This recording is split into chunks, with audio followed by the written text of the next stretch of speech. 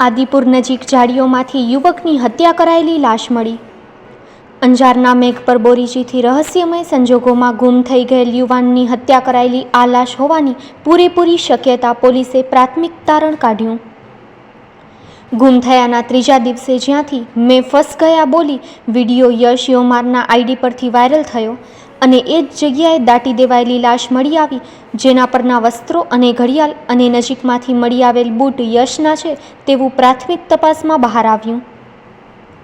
છેલ્લા 4 દિવસથી અંજારના મેઘપર બોરીચી સોસાયટી વિસ્તારમાં રહેતા લાકડાના વેપારીના યુવાન પુત્રની ગુમ થઈ જવાની અને અપહરણ થયાની ઘટના બાદ પોલીસ દ્વારા વ્યાપક તપાસના અંતે ક્યાંક અતોપતો મળ્યો નહોતો। આ દરમિયાન ગઈકાલે સાંજે આદિપુર નજીક પંચમુખી હનુમાન મંદિરની પાછળની ઝાડીઓમાં એક સ્થળેથી અપહરણ થયેલા યશ સંજીવકુમાર તોમરના બૂટ મળી આવ્યા બાદ નજીકમાં જમીનમાં કંઈક દટાયેલું હોવાના અણસાર મળતા પોલીસ દ્વારા આખા વિસ્તારને કોર્ડન કરી તપાસ હાથ ધરાઈ હતી। મોડી રાત્રિ સુધી આ કાર્યવાહી બાદ આજે અંજાર તાલુકા મામલતદાર, નાયબ કલેક્ટર અને પૂર્વ કચ્છ પોલીસના ઉચ્ચ અધિકારીઓની હાજરીમાં આ કામગીરી આગળ ધપાવતા ઘટના સ્થળેથી એક લાશ મળી આવી હતી।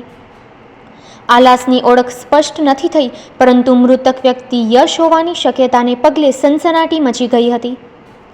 સતત 4 દિવસ પોલીસની વ્યાપક શોધખોળ છતાં અપહરણ થનાર યુવકનો પત્તો ન મળતા અને આખરે 2 દિવસ અગાઉ મેં ફસ ગયા બોલી વિડીયો વાયરલ કરનાર સંભવત યશની એ જ સ્થળેથી લાશ મળી આવતા આ બાદના રહસ્ય આટાપાટા સર્જ્યા છે। આ અગાઉ યશનું અપહરણ થયાની સાથે છેક અંજારથી આદિપુર ગાંધીધામ સુધીના સીસીટીવી કેમેરા ચેક કરાયા હતા, જે માટે આદિપુર ખાતે પોતાના સ્કૂટરથી ડબલ સવારી એટલે કે અન્ય એક યુવકને બેસાડી જતો હોવાનું જણાઈ આવ્યું હતું, પરંતુ એ વ્યક્તિ કોણ છે અને ઘરેથી કોલેજ જવાનું કહીને નીકળેલો યશનું અપહરણ કોણે કર્યું છે, તે ક્યાં ગયો અને તેની હત્યા થઈ તો કોણે અને શા માટે કરી, એ એક કોયડો અકબંધ રહે છે। આ ઉપરાંત યશને છોડાવવા માટે 11 તારીખે મુંબઈ ખાતે ₹1.25 કરોડ પહોંચાડવાની વાત કરવામાં આવી હતી, પરંતુ જે નંબર પરથી ફોન આવ્યો હતો એ નંબર સતત બંધ આવે છે। ત્યારે આ ઘટનાનો ભેદ ઉકેલવો પોલીસ માટે યક્ષ સવાલ બની રહ્યો છે। આ ઘટનાએ ગાંધીધામ આદિપુર સંકુલમાં સનસનાટી સાથે અરેરાટી ફેલાવી દીધી છે। આ ઘટનામાં ખૂબ જ ચોંકાવનારો ધડાકો થવાની શક્યતા નકારાતી નથી। આ ઘટનાએ જે રહસ્યો સાથે સવાલ વહેતા કર્યા કે તેમાં યશનું અપહરણ કરનાર વ્યક્તિ દ્વારા ₹1.25 કરોડની ખંડણી માંગવામાં આવ્યા બાદ ફોન સ્વિચ ઓફ કેમ કરી દેવાયો, આ એક યક્ષ સવાલ છે। ઉપરાંત ખંડણીની રકમ મુંબઈ પહોંચાડવાની વાત કહેવામાં આવી, પરંતુ મુંબઈમાં ક્યાં અને કોને આપવાની એની કોઈ ચોખવટ કેમ નથી થઈ, આ વિચાર માંગી લેતો પ્રશ્ન છે। આ ઉપરાંત અપહરણ થયાના બીજા દિવસે યશ દ્વારા મેં ફસ ગયા હું બોલતો એક નાનકડો વિડીયો શેર કરાયો છે, પરંતુ પછીથી તેનો ફોન પણ બંધ થઈ જાય છે, એ પણ શંકા પ્રેરક છે।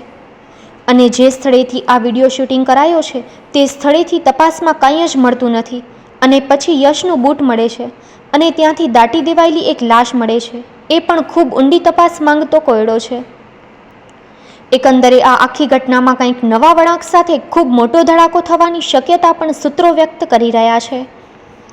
આ લાશ ખાડામાં ઊંધામાંથી દાટી દેવાયેલી હતી, જેને રિકવર કરી પોલીસે ફોરેન્સિક તપાસ માટે લાશને જામનગર મોકલી આગળની તપાસ હાથ ધરી છે। આ અંગેની ઘટના સ્થળેથી જ વિગતો આપતા નાયબ પોલીસ અધિક્ષક મુકેશ ચૌધરીએ જણાવ્યું હતું કે જે લાશ મળી છે તેના કપડાં અને ઘડિયાળ પરથી આ લાશ યશની હોવાની શક્યતા છે। નજીકમાંથી તેના બૂટ પણ મળ્યા છે અને આ અંગે પોલીસ દ્વારા વ્યાપક રૂપે તપાસ હાથ ધરાઈ છે।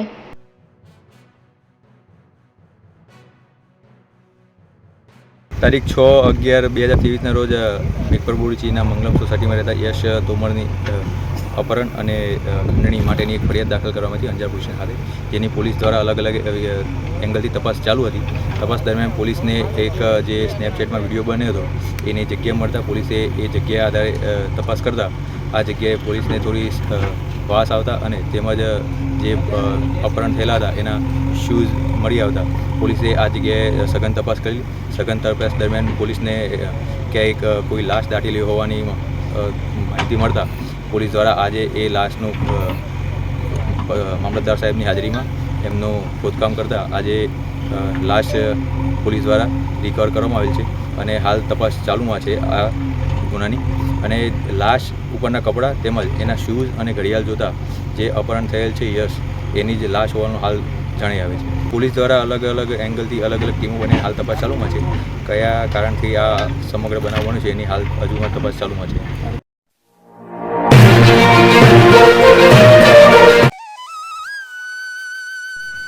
હાર્દિક શ્રદ્ધાંજલિ સ્વર્ગસ્થ પૃથ્વીરાજસિંહ દિલુભા જાડેજા, પીડી. સમય જિંદગીનો ઓછો હશે ક્યાં ખબર હતી, વિદાય તમારી અણધારી હશે એ ક્યાં ખબર હતી. કોઈ સૂચના વગર સર્વત્ર સુવાસ ફેલાવી સંભાળણા સૌના દિલમાં રાખી ગયા. ભગવાન આપની દિવ્ય આત્માને આશીર્વાદ આપે એ જ ભાવનાત્મક શ્રદ્ધાંજલિ. ઓમ શાંતિ. શોકાતુર બળવંતસિંહ દિલીપસિંહ જાડેજા, વનરાજસિંહ દિલીપસિંહ જાડેજા.